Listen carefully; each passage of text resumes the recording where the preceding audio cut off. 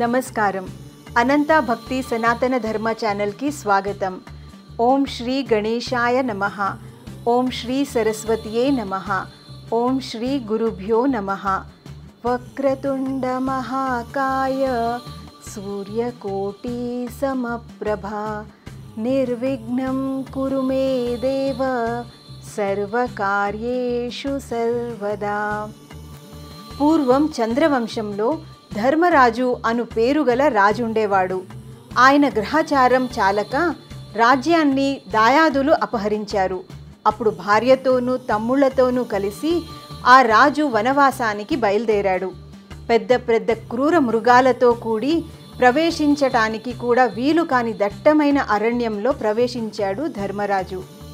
ఆ అడవిలో సూర్యుడిలాగాను అగ్నిలాగాను ప్రకాశించే మహా తేజస్వులు, ఆకులు పండ్లు మాత్రమే ఆహారంగా కలిగిన వాళ్ళు, ఎల్లప్పుడూ అగ్నిహోత్రం చేసేవాళ్ళు, అతిథులను పూజించే స్వభావం కలవారైన మునులు చేతులు పైకెత్తి ఆధారం లేకుండానే తపస్సు చేస్తూ కనిపించారు. ధర్మరాజు వాళ్లను చూసి సంతోషపడుతూ సూత మహాముని ఆశ్రమానికి వెళ్ళి తన భార్యతోనూ తమ్ముళ్లతోనూ ఆ మునీంద్రుడికి నమస్కరించి సకల శాస్త్రములు చదివి, గొప్ప పండితుడవైన ఓ సూత మహర్షి, మా దాయాదులైన కౌరవులు మాతో మోసపు జూదం ఆడి మా రాజ్యాన్ని లాక్కొని మమ్ము ద్రౌపదిని బాధపెట్టి మా పిల్లలను దొంగలించి మాకు చాలా దుఃఖాన్ని కలిగించారు. మీ దర్శనం వల్ల మా దుఃఖం నశించింది. మీరు సకల శాస్త్రాలు తెలిసిన వారు కనుక దయతో మమ్మల్ని అనుగ్రహించి ఎలాగైనా మళ్ళీ మా రాజ్యాన్ని మాకు వచ్చేలా ఏదైనా వ్రతాన్ని బోధించండి అని వేడుకున్నారు.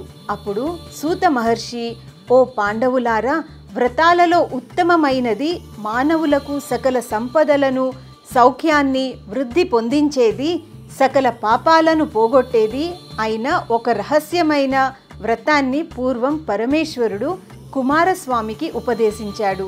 కుమారస్వామి అడిగిన రీతి, పరమేశ్వరుడు తన కుమారునికి బదులు చెప్పిన రీతిని వివరిస్తాను వినండి అని ఈ విధంగా చెప్పటం ప్రారంభించాడు.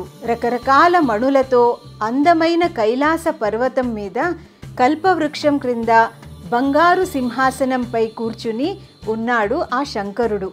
అప్పుడు కుమారస్వామి ప్రజలకు మేలు చేయాలన్న కోరికతో తండ్రిని చూసి, ఓ భగవంతుడా, మానవుడు సకల సంపదలు కలిగి పుత్ర పౌత్రులతో సుఖంగా ఉండాలంటే ఏ వ్రతాలను ఆచరించాలి? అటువంటి వ్రతాలలో ఉత్తమమైన ఒక వ్రతాన్ని అనుగ్రహించు అని వేడుకున్నాడు. అప్పుడు శివుడు తన కుమారుణ్ణి చూసి, కుమారా, సకల సంపదలను దీర్ఘాయుష్యును పొందటానికి, కోరిన కోరికలు నెరవేరటానికి గణపతి పూజ అనే వ్రతం ఒకటి ఉంది. ఆ వ్రతాన్ని భాద్రపద శుద్ధ చవితి నాడు ఆచరించాలి.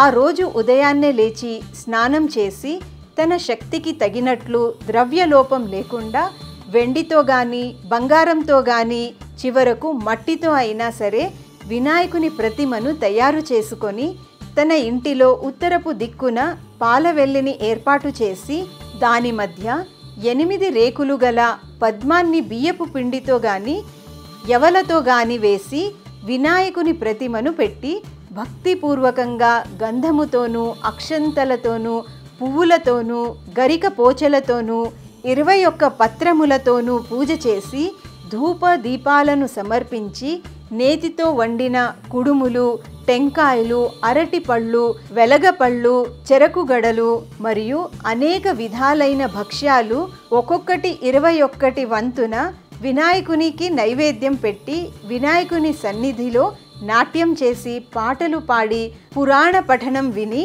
వినాయకుని తృప్తి పొందించాలి. తరువాత వేదాధ్యాయన పరుడైన బ్రాహ్మణునకు వాయనమివ్వాలి. అటు తరువాత బంధువులతోనూ పుత్రులతోనూ కలిసి నూనె లేకుండా ఉన్నటువంటి భోజనము చేయాలి. ఈ విధంగా భక్తితో వినాయక వ్రతాన్ని ఆచరించిన వారికి సకల కోరికలు సిద్ధిస్తాయనడంలో సందేహమే లేదు. ఆ మరునాడు కూడా ఉదయాన్నే లేచి స్నానం చేసి గణపతికి పునః పూజ చేయాలి. ఆ రోజు ఒక బ్రహ్మచారికి వినాయకుని ప్రీతి కొరకు ముంజదర్భ త్రాటిని, జింక చర్మాన్ని, దండాన్ని, యజ్ఞోపవీతాన్ని, కమండలాన్ని, వస్త్రాన్ని తన శక్తికి తగినట్లు ఇవ్వాలి. పిమ్మట పురోహితుడికి శక్తి లోపం లేకుండా బహుమతులు ఇవ్వాలి. ఇది వ్రతాలలోకెల్లా ఉత్తమమైన వ్రతం. ఈ వ్రతాన్ని క్రిందట కల్పంలో దేవతలు, గంధర్వులు, కిన్నరులు మరియు అనేక మంది ఆచరించారు అన్నాడు. ఓ ధర్మరాజా, ఈ ప్రకారం పరమశివుడు కుమారస్వామికి ఉపదేశించాడు. కాబట్టి నువ్వు కూడా ఇదే ప్రకారంగా గణపతిని పూజిస్తే తప్పక నీకు జయం కలుగుతుంది. ఈ వ్రతాన్ని భూలోకంలో ఎందరో ఆచరించారు. ఈ వ్రతాన్ని చేసి దమయంతి, నలుని, కృష్ణుడు జాంబవతిని, శమంతకమణిని పొందారు. ఇంద్రుడు వృత్తాసురుని సంహరించాడు. రావణుడు సీతని అపహరించినప్పుడు రాముడు ఈ వ్రతాన్ని ఆచరించి సీతని పొందాడు. భగీరథుడు గంగను తేవడానికి, దేవాసురులు అమృతాన్ని పుట్టించడానికి ఈ గణనాథ వ్రతాన్ని ఆచరించారు. మనస్సులో తలచిన కార్యాలను నెరవేరుస్తాడు కనుక గణపతిని సిద్ధి వినాయకుడు అని అంటారు. ఈ గణపతిని విద్య ప్రారంభించేప్పుడు పూజిస్తే విద్య బాగా వస్తుంది. జయాన్ని కోరేవారు పూజిస్తే జయాన్ని, బిడ్డలను కోరేవారు పూజిస్తే బిడ్డలను పొందుతారు. భర్తను కోరి పూజించే వారికి చక్కని భర్త లభిస్తాడు. విధవలు పూజిస్తే తరువాతి జన్మలో వైధవ్యం రాదు. బ్రాహ్మణ, క్షత్రియ, వైశ్య, శూద్రులనే 4 వర్ణాల వారు, స్త్రీలు, పిల్లలు అందరూ ఈ వ్రతాన్ని యథావిధిగా చేసుకొని తమ తమ కోరికలను నెరవేర్చుకోగలరు అని ధర్మరాజుతో సూత మహర్షి చెప్పాడు. అప్పుడు ధర్మరాజు విధి ప్రకారంగా గణపతిని పూజించి సకలైశ్వర్యాలను, రాజ్యాన్ని పొంది చాలా కాలం సుఖంగా జీవించాడు. గణపతి వ్రతం యొక్క ప్రాముఖ్యతను మన పురాణాల ద్వారా ఈరోజు తెలుసుకున్నాం. అందుకే ఈరోజు మనం సికింద్రాబాద్ రైల్వే స్టేషన్ పక్కన ఉన్నటువంటి 200 సంవత్సరాల పురాతనమైనటువంటి శ్రీ మహాగణపతిని అనంత భక్తి సనాతన ధర్మ ఛానల్ ద్వారా దర్శించుకోబోతున్నాము.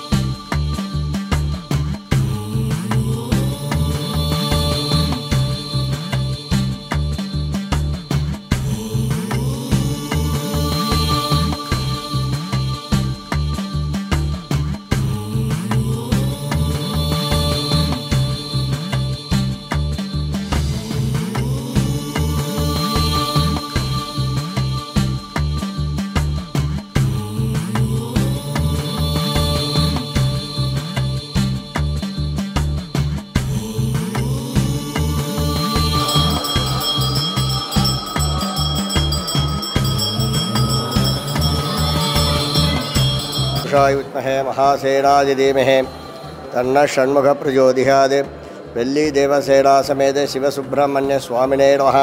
ఇది ప్రార్థన నమస్కారం కుర్యాదే. ఇది గణపతి దేవాలయం. గణపతి దేవాలయంలో ప్రత్యేకంగా సుబ్రహ్మణ్య స్వామి గుడి దేవాలయం ఉంది. ఇక్కడ సుబ్రహ్మణ్య స్వామి గుడికి ప్రత్యేకంగా ప్రతి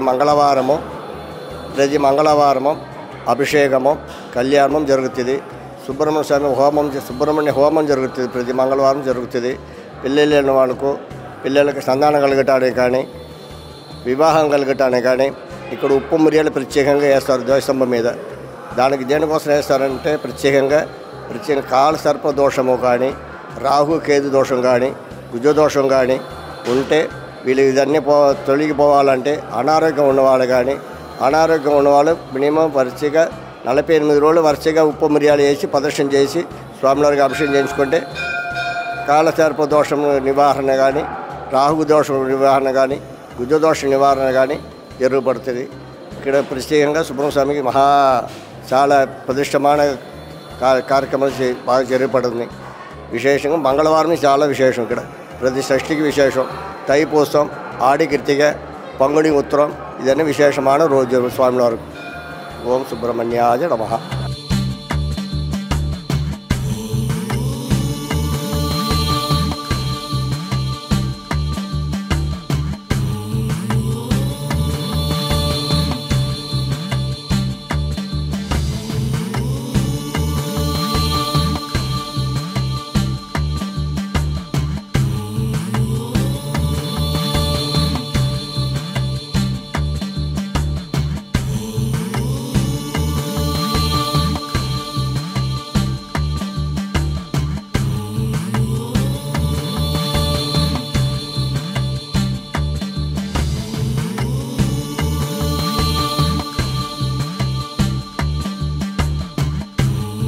శ్రీ మహాగణపతయే నమః.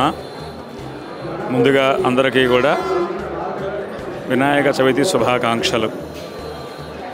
సికింద్రాబాద్ స్టేషన్ దగ్గర ఉన్న గణపతి దేవాలయం 200 సంవత్సరాలు పూర్తి చేసుకొని మొన్న శ్రావణమాస పౌర్ణమి రోజున 5 రోజుల పాటు కుంభాభిషేకం జరిగింది. వెంటనే మళ్ళీ గణేష నవరాత్రులు కూడా ఆరంభమయ్యాయి.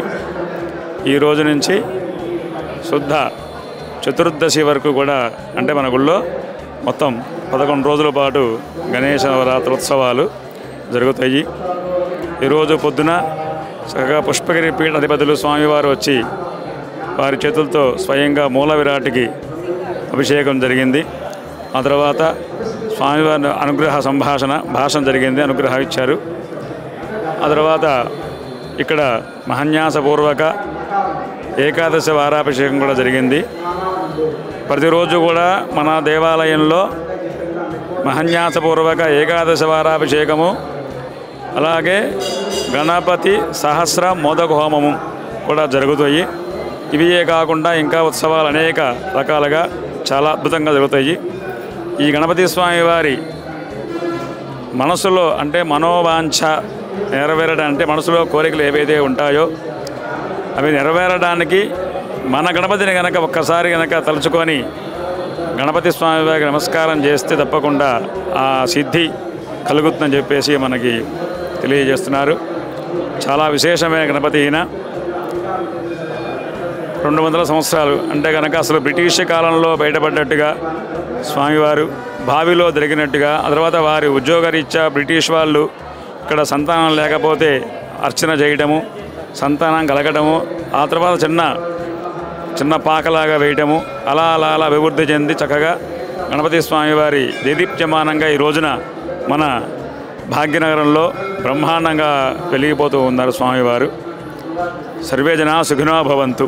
శుభం భూయాత్.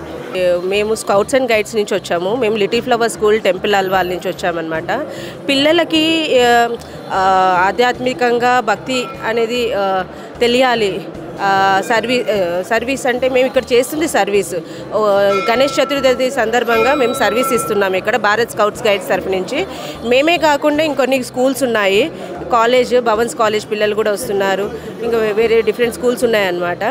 వాళ్ళకి ఒక సర్వీస్ అంటే ఏంటిది, పిల్లలకు అనేది భక్తి ఈ రోజులలో ఎంత ఏమంటుంది ఫాస్ట్ జనరేషన్ అయిపోయి ఆ భక్తి అనేది వీళ్ళకి తెలియట్లేదు. అది తెలియాలి, అది ఇలాంటి వాటిలో పాల్గొంటేనే వాళ్ళకి అర్థమవుతుంది అని చెప్పేసి నా ఒక కృషి తరఫున మా మేనేజ్మెంట్ తరఫున తీసుకొని వస్తున్నాం పిల్లలకి ఇక్కడ సర్వీస్ చేయించడానికి. మాది వచ్చేసి సికింద్రాబాద్ నుంచి వస్తున్నాం అనమాట, భారత్ స్కౌట్స్ అండ్ గైడ్స్ నుంచి, లిటిల్ ఫ్లవర్ టెంపుల్ వాళ్ళ నుంచి వస్తున్నాం సార్. మా మేడం వాళ్ళు కూడా చాలా సపోర్ట్ చేస్తుంటారు.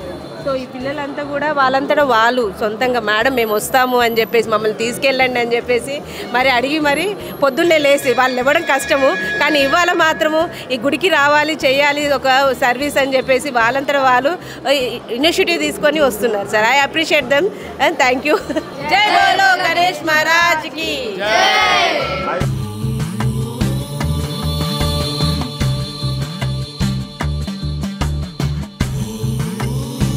ఇక్కడ పతి అంటే గణపతి అన్నారు కదా, పతి అంటే భరించేవాడు, భర్త అంటే భార్యాభర్తల పదం ఉంది, భర్త అని భరించేవాడు. అంటే భర్త ఏం చేస్తాడు, భార్యను చూసుకోవాలి, పిల్లల్ని చూసుకోవాలి, వాళ్ళని చదివించాలి, తల్లిదండ్రులు పెద్దవాళ్ళని చూసుకోవాలి, మరి ఇంటికి వచ్చే అతిథులు చూసుకోవాలి. ఈ పతికి ఏంటి, భర్తకి ఏం పని, ఇవన్నీ చాలా కష్టాలు ఉన్నాయి, ఇవన్నీ చూసుకోవాలి. అందువల్ల ఆయన భర్త పతి అన్నారు. మన అగజానన పద్మార్కం గజానన మహర్నిశం అనేకదం తం భక్తానాం ఏకదంతం ఉపాస్మహే. ఈ యొక్క దేవాలయము 1824వ సంవత్సరం నుండి ఈ ప్రదేశంలో ఆ వినాయక స్వామివారు ఆరాధింపబడుతున్నట్లుగా అనేక కారణాల వలన అనేక ఆధారాల వలన చెప్పబడుతున్నది. ఈ ప్రదేశంలో ఒక దిగుడు బావి ఉండేటువంటిది. ఆ దిగుడు బావిలో ఆ వినాయక స్వామివారు తానే స్వయంగా ప్రకటితమయ్యారు. ఆనాటి నుండి ఇక్కడ ప్రతిష్ట గావింపబడి విశేషమైనటువంటి రీతిలో అర్చనాది కార్యక్రమాలు, అభిషేకములు ఇత్యాది విశేషమైన పూజలు ఆ స్వామివారు స్వీకరిస్తూ భక్తులను అనుగ్రహిస్తూ ఉన్నారు. ఈ యొక్క దేవాలయాన్ని శృంగగిరి, పుష్పగిరి పీఠాధిపతులు, కంచికామకోటి పీఠాధిపతులు, పూరి ఇత్యాది ఆదిశంకర భగవత్పాదులచే స్థాపింపబడినటువంటి పీఠాధిపతులందరూ కూడా దర్శించి ఈ దేవాలయానికి వచ్చేటువంటి యొక్క భక్తులందరికీ కూడా విశేషమైన రీతిలో ఆధ్యాత్మికమైనటువంటి చింతన కలగాలని, భక్తులందరూ కూడా సకల విధములుగా శ్రేయస్సు పొందాలని వారు అనుగ్రహించినారు. అంతేకాకుండా రాజకీయ ప్రముఖులు, సినీ ప్రముఖులందరూ కూడా స్వామిని దర్శించి సకల విధములుగా శ్రేయస్సును పొందుతూ ఉన్నారు. ఈ దేవాలయంలో ప్రతినిత్యం కూడా వినాయక స్వామి వారికి అభిషేకం జరుగుతుంది. ప్రతి సంకష్టార చతుర్థికి అష్టోత్తర శత కలశాభిషేకము ఉదయం 6 గంటలకు చేయడం జరుగుతుంది. సాయంత్రం 6 గంటలకి 1 కలశాభిషేకము. ప్రతినిత్యం కూడా గణపతి హోమము, రుద్రహోమము జరుగుతూ ఉంటుంది. భక్తులందరూ కూడా అటువంటి సేవలలో పాల్గొని తరిస్తూ ఉన్నారు. ముఖ్యంగా వినాయక చతుర్థి ఉత్సవాలు అత్యంత వైభవోపేతంగా ఈ యొక్క దేవాలయంలో నిర్వహింపబడతాయి. ఈ యొక్క వినాయక చతుర్థి వైశిష్ట్యము ఏమిటంటే, ఆ యొక్క వినాయక స్వామి వారికి భక్తులను అనుగ్రహించడానికి వారు భక్తులు సమర్పించినటువంటి యొక్క ఆ ప్రసాదాలు ఏవైతే ఉంటాయో ప్రసాదాలు స్వీకరించిన తర్వాత బాగా ఆయాసపడుతూ ఆ పరమేశ్వరుడికి నమస్కరించడం కూడా చేతకాని విధంగా వారు కింద పడటం వలన తన యొక్క ఉదరము పగిలి ఆ ఉదరంలో ఉన్నటువంటి యొక్క ఉండ్రాళ్ళు ఇత్యాది నివేదనలన్నీ కూడా బయటికి రావటం వలన చంద్రుడు ఆ వినాయక స్వామి వారిని చూసి మందహాసం నవ్వడం జరిగింది. ఆ సందర్భంలో ఆ పార్వతీదేవి తన పుత్రుని మీద ఉండేటువంటి ఒక పుత్రవాత్సల్యము చేత తన పుత్రుని చూసి నవ్వినటువంటి కారణంగా ఆ చంద్రుణ్ణి తనను చూసిన వారికి నిలాపనిందలు రాగలవని శపించడం జరుగుతుంది. ఆ యొక్క విషయము జరిగినటువంటి రోజు ఈ భాద్రపద శుద్ధ చతుర్థి రోజున ఆ విధంగా జరుగుతుంది. కాబట్టి ఈరోజు ఎవరైతే కనుక ఆ వినాయక స్వామిని ఆరాధించి తర్వాత శమంతకమణి శమంతక ఉపాఖ్యానం ఎవరైతే కనుక పారాయణం చేసుకుంటారో వారికి అటువంటి దోషము తొలగిపోవాలని మళ్ళీ ఆ పార్వతీదేవి దానికి ప్రత్యామ్నాయంగా చెప్పడం జరుగుతుంది.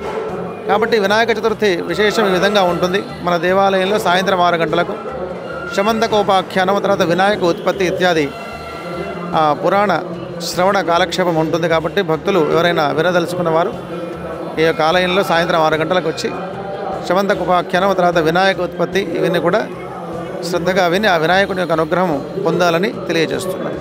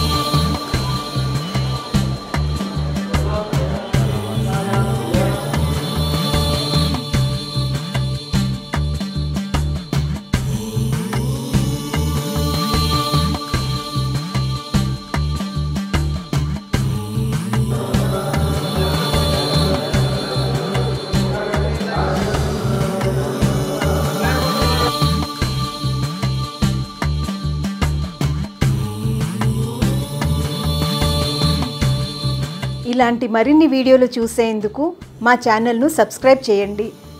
సర్వే జనా సుఖినో భవంతు. గోవులను రక్షించండి, గోవులను సేవించండి, ప్రకృతిని రక్షించండి, ఒక మొక్కైనా నాటండి. నమస్కారం.